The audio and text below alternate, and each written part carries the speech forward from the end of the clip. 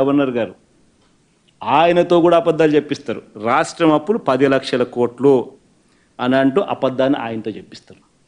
సరే సంతోషం, 14 లక్షల కోట్ల నుంచి తగ్గించారు, కనీసం 10 లక్షల కన్నా వచ్చినారు. కానీ 10 లక్షలు కూడా తప్పుడు ప్రచారమే కదా, తప్పుడు ఫిగరే కదా. ఏకంగా 10 లక్షల కోట్లు అని చెప్పి గవర్నర్ గారితో కూడా చెప్పిస్తారు. తీరా మళ్ళా ఈ మాట చెబుతూ ఇక్కడ వెరీ ఇంట్రెస్టింగ్, ఈ మాట చెబుతూ చంద్రబాబు నాయుడు గారు అదే ఓట్ ఆన్ అకౌంట్ బడ్జెట్ ప్రవేశపెడుతూ చంద్రబాబు నాయుడు గారు మాట్లాడిన మాటలు ఒకసారి విందామా? అది కూడా ఎంత గొప్పగా చంద్రబాబు నాయుడు గారు మాట్లాడతారంటే ఒకసారి ప్లే చేయండి అబ్బా.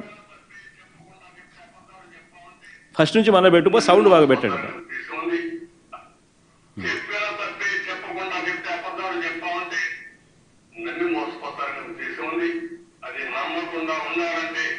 మనం కూడా బాధ్యతగా ప్రజా చైతన్యం తీసుకొస్తే ఇలాంటి సమస్యలకు ఒకే దేవుడు, అది ప్రజా చైతన్యం అని కూడా మీ అందరికీ బాధ ఉంది, ఆవేదన ఉంది. మనం ఆవేదించాం, సూపర్ 6 చెప్పాం, చూస్తే భయం వేస్తాం, ముందు కదలలేకపోతున్నాం. ఈ విషయాలు రాష్ట్ర ప్రజానికి కూడా ఆలోచించాలి, సీరియస్ గా ఆలోచిస్తే తప్ప ఈ సమస్యగా ఎప్పుడు ఉంటుంది. ఏ నాయకుడు పబ్లిక్ లైఫ్ ఉండే నాయకుడు ప్రజాతీయంలో ఉన్న నాయకుడు బాధ్యతగా ఉండాలి. మన ట్రస్టీ పెద్దలకు కాదు, చెప్పిన సత్తే చెప్పకుండా చెప్తే అబద్ధాలు చెప్పాలి.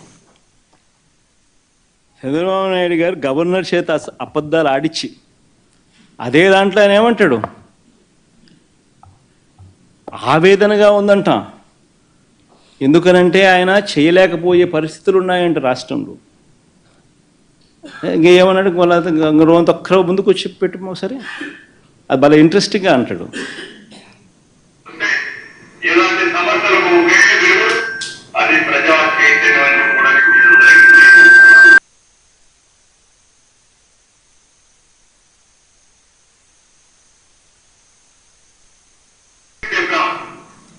చూస్తే భయం వేస్తాం, ముందు కదలలేకపోతున్నాం.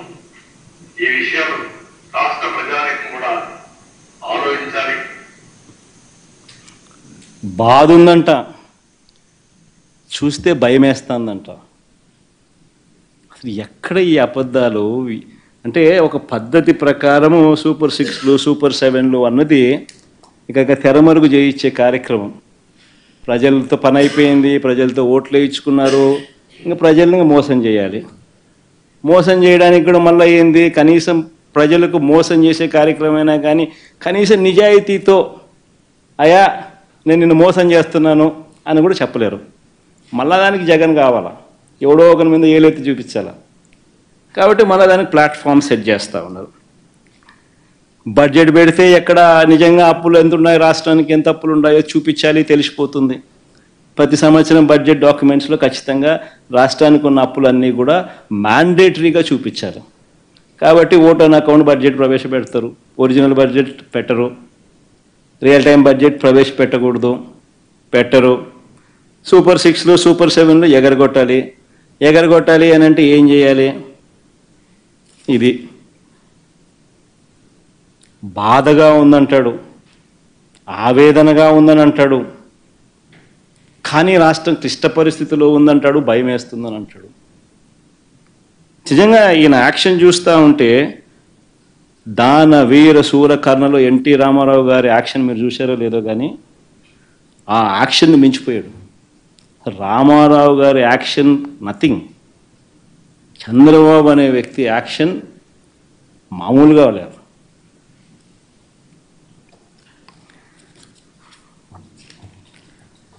నిజంగా ఆశ్చర్యం కలిగించే విషయాలు ఇవన్నీ కూడా నేను ఏదైతే చెప్తా ఉన్నా.